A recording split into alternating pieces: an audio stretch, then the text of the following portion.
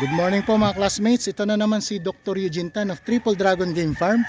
At kanina binisita namin yung range ni Supreme Farm at tinignan yung mga mga manok niya. So nandito ako sa breeding area para i-double check kung ano ang health status ng kanyang farm. So ayun yung gradas niya, yung pulang na yan at yung mga cording area niya. Ayan. So ayun yung sasakyan namin. At nandito yung ibang mga broodcock. Ayan, nandito lahat. So pasilip ko sa inyo. Hindi masyadong garbo ang breedingan ni Supreme Farm. At karamihan dito ngayon ay, sabi ko nga nung nakaraan, performance breeding. Pero ngayon, puro imported ang gamit na breeding materials ngayon niya. So atin pong i-check bukod sa claret, kasi claret yung mga nakaraang pinakita ko Tamo. Ito yung mga claret to claret niya Mind you mga classmates hindi po sila nagbebenta rito. Kaya baka lang po may magtanong ay hindi po nagbebenta si Supreme Farm ng kanyang mga manok. Yan. Yan Ito yung mga roundhead to, mga Gary Gilliam. Ayan, mga Gary Gilliam roundhead. Meron din siya dito. Tapos meron siyang ito yung Jam SB White, Kaibigan niya kasi si Jam SB. Yan, yun. Jam SB White. Yan. Tapos ito anak naman ng imported na Kelso. Medyo maputik, umulan kasi dito Yan, talagang into claret itong si Darwin. Tapos ayun, kung familiar kayo sa bulik na yan din yung mga lahi ng bulik na nasa ating farm na kung saan po ay nagpapanalo po. Yan yung mga nakikita nyo sa Bilibili. Tapos ito, yan, sweater din yan, 226. Marami din dito mga imported na Kelso, pero hindi ko na matandaan kung alin dyan. At nakakahiya naman kung sasabihin ko yun ay Kelso. Pero ito, may isang papauwi sa akin, roundhead Maclean. So ang plano ko dito sa Maclean, kasi yung mga dragon hatches ko ngayon ay tetesting ko kung magninik sa ganito. Pag nagnik ay kukuha naman ako dito ng roundhead, which is yung mga Gary Gilliam. Ito, tetesting ko tong isang to. Yan, ay ibibigay na sa akin ng ating kaibigan. Taluin nyo lang ko, yan So ito ay isang Gary Gilliam cross ng Maclean Hatch. Yan. So yan ito yung kanyang cages, hindi masyadong katulad sa iba na talagang garbo. Dito ay ang mga style namin. Hindi ko alam kung ganon lahat sa mga Chinese, medyo economic class lahat kami dito na parang nakita nyo sa akin, di ba? Bubong lang, mga pinaggamitang mga yero, tapos mga remedyo. Yun ang ginagawa namin. So yun mga classmates, ayan, pasyal ko kayo doon sa ibang niya, mga cording area niya siguro.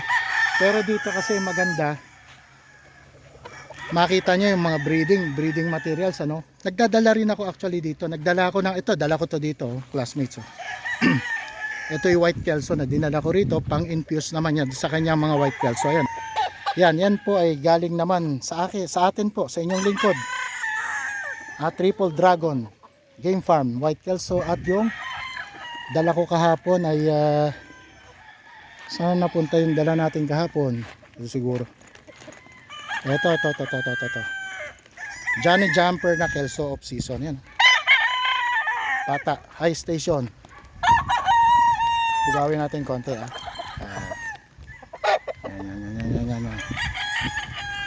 Yan. Yan po. Galing po sa atin yan. Yun, tapos dinalan din natin siya ng babae. Kaya lang nakahalo na dyan. Hindi ko na rin makikita basta-basta sa dami. Unless natignan ko yung kanyang mga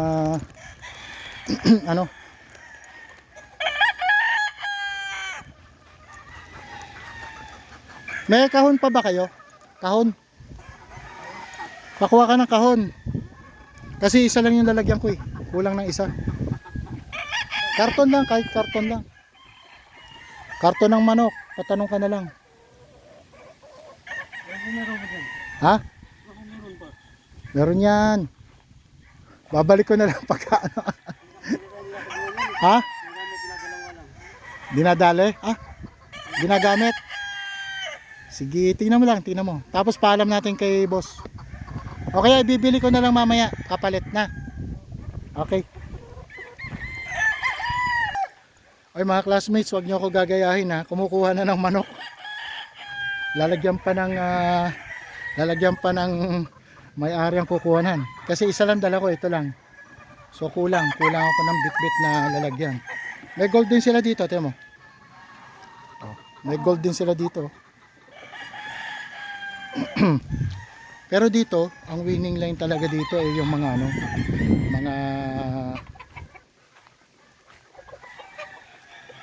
ang winning line dito yung mga white chocolate. Medyo natigilan ako kasi mga bantay. Yung dalawa. At ako'y baka hop. No. No.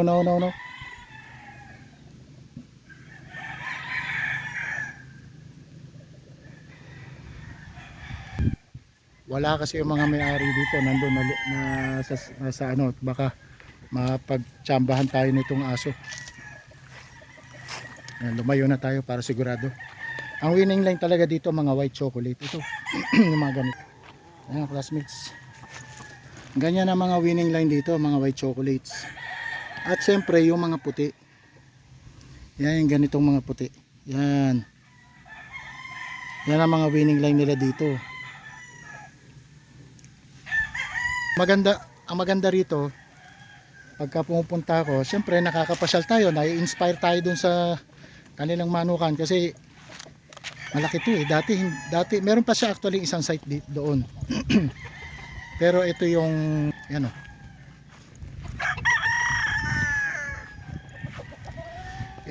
Ang tinali dito ay nasa 1,200. Tapos ay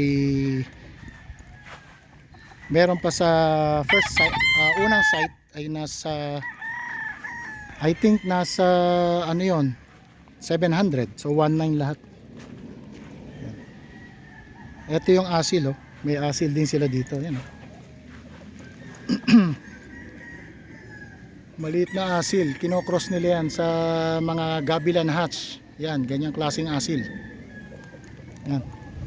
Yun oh. Andito pa rin pala to oh. Ito yung mga binidyoan ko nung nakaraan oh. Maliliit na ano, maliliit na katawan, mga siguro pang slasher knife na po talaga yan. Ayun pa oh, dami pala. Ayun oh. Puro asil oh.